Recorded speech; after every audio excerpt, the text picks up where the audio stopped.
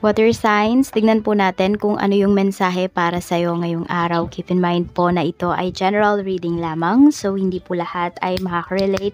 So, be open-minded. Sa mga hindi pa po nakasubscribe dito sa ating channel, please subscribe na po kayo. And pa-like na din po ng ating video. At sa mga nais naman po mag-avail ating private readings ng ating Evil Eye Amulet, makikita nyo po yung link sa description box, Tarot Intentions by Aliana Reyes. But bago tayo magsimula, i-cleanse muna po natin yung space mo, yung mga negative energies na kumapit sa'yo, water signs na hindi naman para sa'yo. Ayan, tinatanggal na rin po natin lahat ng blockages mo pagdating sa iyong kaperahan, sa iyong career, sa iyong business. Okay, a good amount of money will flow through you. Water signs. Umpisa na po natin ang reading mo. Spirit guide, mensahe po natin for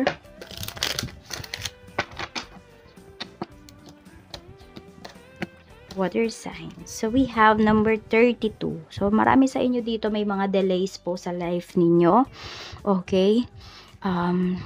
May mga worries kayo. Tapos parang meron na kayong matagal dito na hinihintay water signs pero hindi pa rin dumating-dating. Ayan po. Pwede rin kung meron kayong mga nakakausap dito na tao or meron kayong kausap na tao, yung tao na to laging nangangako sa'yo. Or maybe ikaw to sa sarili mo. Lagi kang nangangako na ganito yung gagawin mo pero hindi mo siya nagagawa.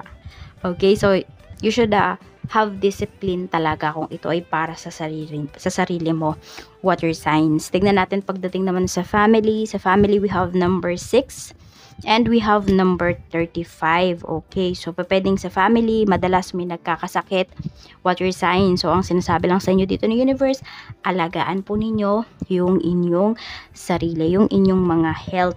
Okay, so health is wealth naman talaga, 'di ba? Yung okay lang naman kahit hindi sobrang rangya ng buhay natin, basta healthy lang tayong lahat. Okay, meron din po dito maaring mayroong sakit talaga. Ayan. So, matagal-tagal na din po ito. Could be 3 to 5 years na. Or could be umaabot na nga ng 6 to 10 years yung sakit nito, ng taong ito. Sa family members po ninyo. Tingnan natin. Ano pa po ang mensahe, spirit guide? Pagdating naman po sa... Okay, meron talagang pinapakita dito sa family members water signs na kailangan po ng medical attention. Pagdating sa kaibigan, we have number 26. Okay, ma-feel mo talaga na mahal ka ng mga kaibigan mo. Tignan natin. We have number 29. So, parang kapag hindi ka nagparamdam, alalang-alala na sila sa'yo. You know, parang nag-iisip na sila ng mga kung ano-anong bagay. Water signs. Ayan, siguro dahil yung mga kaibigan mo na to is nakita nila yung worst part, yung pinaka, alam mo yon, yung dapang-dapa ka talaga ng life mo. Na ano kanila niya, nasamahan kanila or sinamahan kanila.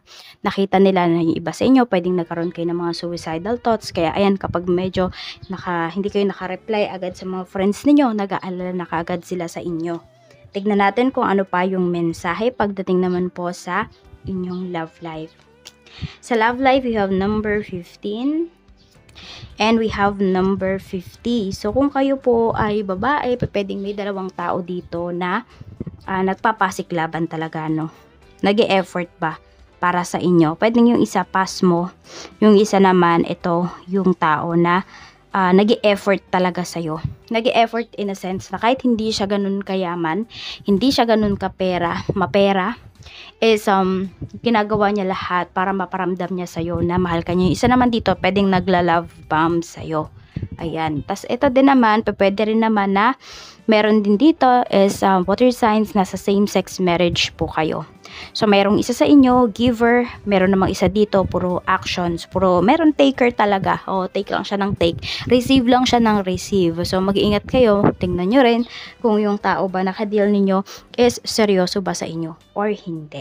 Sa kaperahan naman po, tignan natin yung iyong kaperahan. Kamusta naman ang kaperahan, spirit guide? So, we have number 10. Maganda po yung kaperahan ninyo. Growing talaga yung inyong money kung meron po kayong mga transactions dito ngayong araw, or sabihin natin kung meron kayong mga alagang baboy, manok, bibe, yung mga ganyan, mga poultry, mga livestock, mabibilhan po kayo ngayong araw na ito. Parang biglaan lang siya. Meron din naman dito, maaring may inaasahan talaga kayo, may mga ka-deal na talaga kayo dito. So, tingnan natin. Pagdating naman po sa iyong career. Sa career naman, yung iba po sa inyo maaring meron dito retired na. Ayan. Meron din dito na nalulungkot kayo kasi feeling mo hindi ka na nag-grow dyan sa current career mo. Yun dyan sa trabaho mo ba? Feeling mo wala na talagang growth. At yung iba naman sa inyo, feeling ninyo pinabayaan na kayo pagdating sa trabaho. Parang feeling mo, wala na talaga, ito na yung end of your career. Pero kasi, maaari naman water signs na may iba pala talagang nilaan para sa'yo. Ibang direction pala yung gusto ni universe na tunguhan mo or patunguhan mo. Kaya huwag ka mawala ng pag-asa dito hanggat malakas ka pa, hanggat alam mo sa sarili mo na kaya mo pa, you can apply naman sa ibang trabaho. Yung iba po kasi sa inyo dito, pwedeng yun din, yung iba sa inyo could be meron kayong medical, reasons kung bakit hindi na kayo makapag-work. Yung iba naman po sa inyo, maaaring natuklasan ninyo dito yung mga benefits nyo, hindi naman pala binibigay. So parang nung kinailangan po ninyo, ayan kung sino man tong beneficiary ninyo sa family, nalaman ninyo na wala pala kayong makukuha. Oo, hindi pala inaayos yung inyong mga benefits. So, tignan nyo din yan, i-update niyo yung mga benefits niyo kung mayroon po talaga na parang provided ng inyong company. Check po natin pagdating naman sa negosyo. Sa negosyo, we have number 30, we have number 47.